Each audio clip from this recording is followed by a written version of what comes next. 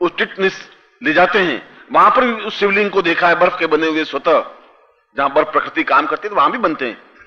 मगर बर्फ तो स्वच्छ होती है, सफेद होती है, नीले, बिल्कुल नील वर्ण का, जैसे आपने माला देखी बिल्कुल ऐसा। और ऐसी बर्फ, उसके आसपास का सारा प्रदेश सफेद है, सारी भूमि सफेद बर्फ से ढकी हुई है, सारा बर्फीला रास्ता है।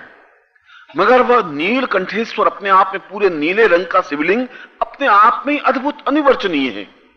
मैं सोचता हूं कि बहुत दूर नहीं है, नैनीताल तो आपके पास में और कौसानी तक बस जाती है, और 6 मील का ही तो रास्ता है, कोई बहुत अत्यंत वियर्ड रास्ता भी नहीं बता रहा हूं।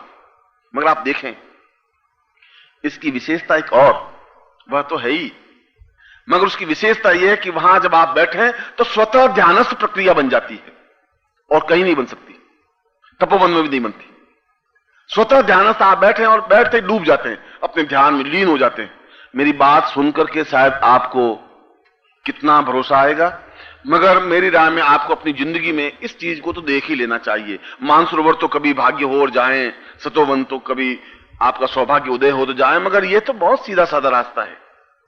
वहां पर आदमी अपने आप में ध्यानस्थ हो जाता है, और सबसे बड़ी बात कि उन अद्भुत ऋचाओं को, जो शिव से संबंधित ऋचाएं, वे ऋचाएं अपने आप में पूरी कानों में सुनाई देती है। ओम नमः संभवाय च मयो भव य च नमः शंकर, सीधी ऋचाएं।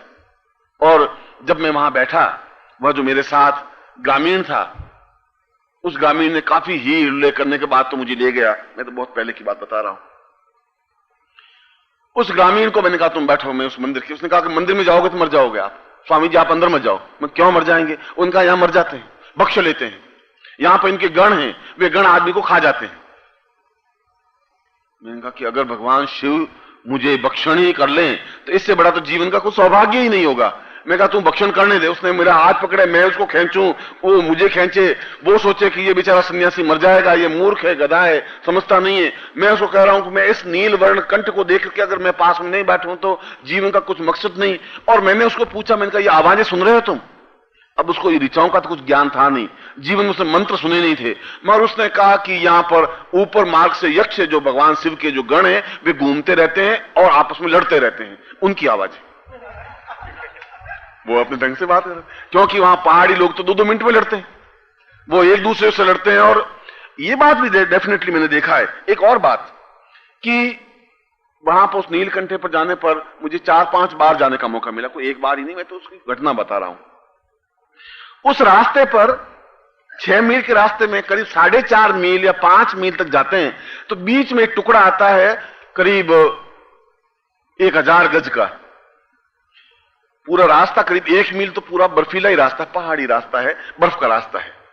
मगर वो जो 5 या जो 2 फरलांग जितना रास्ता है, वो रास्ता ऐसा है, उस रास्ते पर पांव रखते पूरा शरीर क्रोधित हो जाता है गुस्से में। एक बार मेरे साथ 4-5 ग्रामीण थे, और वे किसी अपनी मनोती जब मानते हैं और जब उनकी मनोती पूरी हो जाती है तो फिर 2-2, 4-4 के झुंड में जाते हैं, क्योंकि एक झुंड में जाने पर वो गण उनको खा जाते हैं ऐसे। क्योंकि उस समय बड़े ही भालू और रीछ और शेर और व्याघ्र बहुत अधिक थे, और किसी समय भक्षण हो जाता था। शायद उसी डर के मारे ग्रामीणों में यह आस्था, यह चिंतन रहा होगा। मगर मैंने यह देखा कि दूसरी बार मेरे साथ 5 लोग थे ग्रामीण, और वे कोई मनोती के लिए जा रहे थे, मैं भी सन्यासी था, मैंने कहा चलिए चल रहे हैं, और मैं उनके साथ चल रहा था। और उस 2 मीटर के टुकड़े में इतना क्रोध आता है कि आपस में लड़ने लग जाते हैं, और वो ही लड़े, मुझे भी क्रोध आया तो मैं भी उनको 1-2-4 थप्पड़े लगा रहा था, और वो मेरा हाथ पकड़ रहे। और जो ही वो टुकड़ा पार करते हैं सोचते मैं क्या कर रहा हूं, ये क्या पागलपन है, इनको थप्पड़े क्यों लगाइए। और वो भी सोच रहे हैं सन्यासी जी आपने थप्पड़े क्यों मारी मुझे। तो हमने कहा भाई कुछ मुझे तो ज्ञान ही नहीं। उनका महाराज यहां पर यक्ष लड़ते हैं, और यहां पर निश्चित रूप से लड़ाई होती ही है। उनकी शुरू में जो बातचीत उनके थे, वहां गुरु जी वहां लड़ाई होती है सन्यासी जी, और वहां कुछ नहीं, आदमी अकेला हो तो अपने को खुद पीटने लग जाता है, मरने लग जाता है, मर जाता है, बर्फ के ढेरों को फोड़ने लग जाता है। मैंने कहा ये ग्रामीण अपने ढंग से बात करते होंगे, ठीक है देख लेंगे। वो गण लड़ते हैं, जूझते हैं गुरु जी, मैंने कहा ठीक है जूझते होंगे देख लेंगे। मगर मैंने उस टुकड़े को ऐसा भी देखा, और आज भी ऐसी स्थिति है। उस टुकड़े में क्या भूभाग में क्या स्थिति है, मैं सोचता हूं कि जरूर कुछ न कुछ एक प्रकृति की कुछ लीला होगी। मगर ऐसा है, उस टुकड़े में अगर व्यक्ति अकेला भी पार करे तो पूरा शरीर गुस्से में, सारी गालियां मुंह से निकलती हैं और ऐसा निकलता है कि उसने मुझे किया है, मैं उसको देख लूंगा सारे को। पत्नी होती तो पत्नी का गला पकड़ लेता है। और उस टुकड़े को पार करने के बाद आदमी खुद नॉर्मल हो जाता है, क्या हुआ।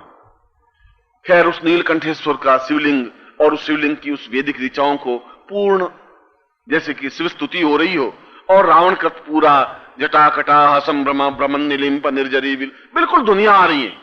ऐसा लग रहा है यदि आपने यदि पहले सुनी हुई हो तो फिर आपको स्पष्ट हो जाएगा कि ये धुनी वो है। यूं तो आपके पास मंत्र सुने तब आप कंफर्म नहीं कर सकती कौन सा मंत्र है या क्या धुनी है। वहां पर भी उस नीलकंठेश्वर महादेव के सामने जो ताल है वह ठीक पूरे मानसरोवर का एक छोटा सा भाग है और पूर्ण रूप से ब्रह्म कमल विकसित है। ऐसे सुंदर कमल, अब मैं आज की घटना तो नहीं कर सकता, ताल तो जरूर होगा ही। अब ब्रह्म कमल इस समय विकसित हो रहे हैं या नहीं, मगर उस समय मैंने ब्रह्म कमल 1 मीटर लंबा चौड़ा फूल होता है। आप कल्पना करें उस घेरे का, इतना अद्भुत दृश्य। आज भी जरूर ब्रह्म कमल वहां होते होंगे, क्योंकि अभी तक उन व्यापारियों के और उन लालची व्यक्तियों के नजरों से वो स्थान सुरक्षित है। जिसमें वहां बसें चलने लग जाएंगी तब कोई ब्रह्म रहेंगे न कोई कमल रहेंगे, वहां चाय की छोटी सी दुकान बन जाएगी और सब कुछ खत्म हो जाएगा। मगर वहां पर भी मैंने उस नवारण मंत्र के ही चिंतन को स्पष्ट किया। शिव की धुनी तो आ रही थी, मगर साथ ही साथ मन में विचार हो रहा था कि ऐं ह्रीं क्लीं चामुंडा विच्चे, चामुंडा विच्चे का मतलब ये 8 सिद्धियों का ये मूल चिंतन है, ये भावनाएं हैं। ऐसा मैं उस मंदिर से बाहर निकला और बाहर निकलने के बाद एक शिलाखंड पर बैठ करके सोचने लगा कि ये बिल्कुल विपरीत विरोधी विचार क्यों है। यहां मुझे भगवान की स्तुति होनी चाहिए, शिव का एकदम पाठ होना चाहिए, उसमें रावण का शिव जटा लहरी का मुझे पाठ मेरे मुंह से निकलना चाहिए, या उस रुद्राष्टाध्यायी का पाठ निकलना चाहिए, या शिव मंत्र निकलने चाहिए। यहां उस देवी भगवती का ऐं ह्रीं क्लीं चामुंडा विच्चे का मूल विन्यास क्यों निकल रहा है। और यह केवल इतना ही मंत्र नहीं है ऐं ह्रीं क्लीं, इसका पूरा विन्यास है। और यदि विन्यास करें तो कम से कम 20-22 पृष्ठों में है।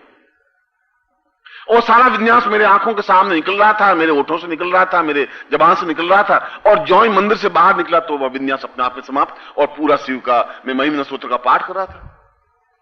नमन्ते पारन्ते परम विदुषो यदि या असित गिरिशमं स्यात् कजलम सिंधु पात्रेश्वर तरुशाखा। ठीक जैसा बोध मैं उसकी और आगे की घटनाओं की छोड़ करके मैं आपको उस चिंतन पे ला रहा था कि उस मंदिर में, भगवान शिव के उस मंदिर में पूरी शक्ति का पूर्ण चिंतन, विचार, धारणा, ध्यान, वैसे ही मंत्र, वैसी स्थितियां, वही दुर्गा सप्तशती के मंत्र होठों से उच्चरित हो रहे हैं। और मैं गारंटी के साथ कह रहा हूं कि यदि आप बैठते हैं तो आपके मुंह से क्या दुनिया निकल रही है आपको खुद को पता नहीं होगा। टैप रिकॉर्डर पास में और वापस घर आके सुने और किसी पंडित से सुनावे तो आपके मुंह से बिल्कुल स्पष्ट ऐसी दुनिया जो भगवती देवी से और नवारण मंत्र से और नवारण साधना से संबंधित होंगी। आज के युग में भी ऐसे स्थान हैं जो अपने आप में अत्यंत दिव्य और पवित्र और चेतना युक्त हैं। मैं उस सतोपंथ के वहां पर उस जब बहुत भारी हो गया और वापस मंदिर में बैठा तो पूरे में 24 घंटे करीब करीब बैठा। 24 घंटे नहीं तो 20-21 घंटे बैठा।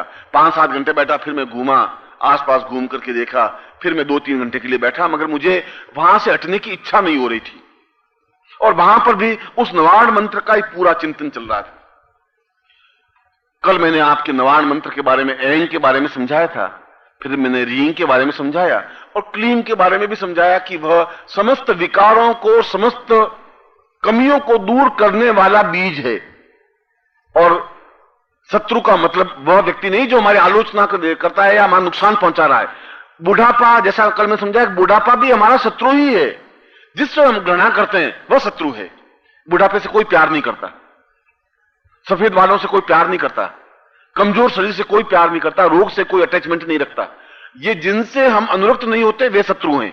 उन शत्रुओं को समाप्त करने की क्रिया भी क्लीम के माध्यम से ही संभव है, क्लीम साधना के माध्यम से ही संभव है। मगर इसके साथ ही साथ